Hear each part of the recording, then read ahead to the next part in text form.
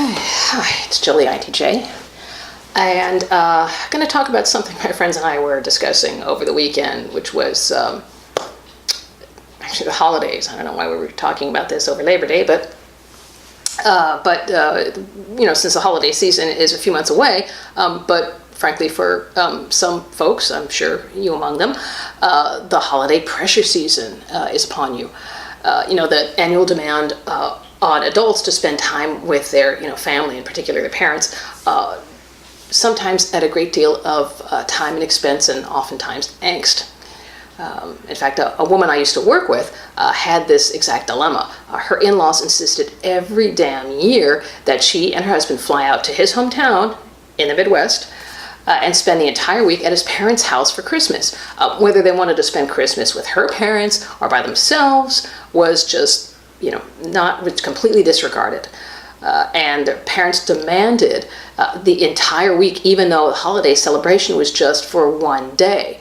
And so they spent the rest of the week inside the house, providing free daycare to the family kids, or bored out of their skulls because they were in a really tiny town in the Midwest in the middle of winter.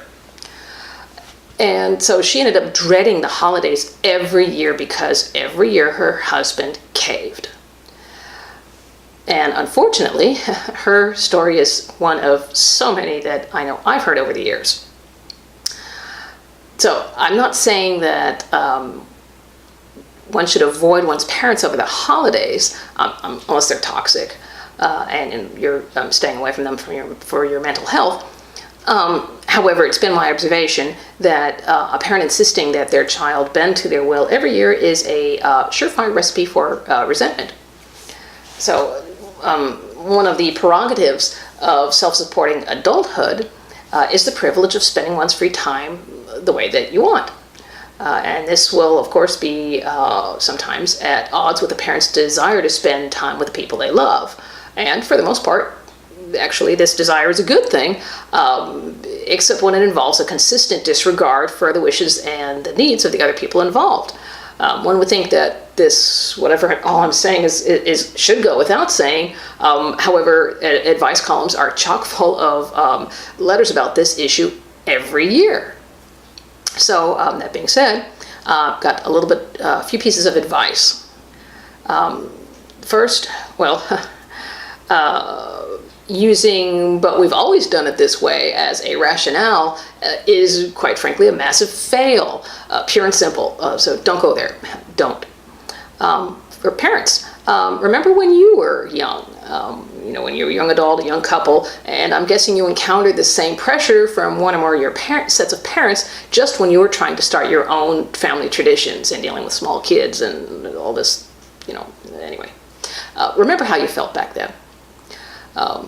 A good alternative may be to pick an away-from-home location, such as everybody renting a house on the beach and going there, and anybody who can travel to it go there. This third place, or mix things up a bit, as in rotate your schedule. And if you're part of a couple, spend some time with 1 year with one set of parents, another time with another set of parents, and one time by yourself, or offer to host once in a while. In fact, that's what Jack and I do, is we alternate hosting. If someone sulks because you don't travel to them every single year, frankly, that's on them. You're not responsible for their feelings. Someone's going to have to suck it up. But the bottom line is that spending time that should be a celebration in the throes of seething resentment pretty much defeats the whole purpose. So, as with all things, some flexibility, understanding, and respect for boundaries will go a long way toward maintaining healthy familial relationships during the holidays and frankly, pretty much every other day.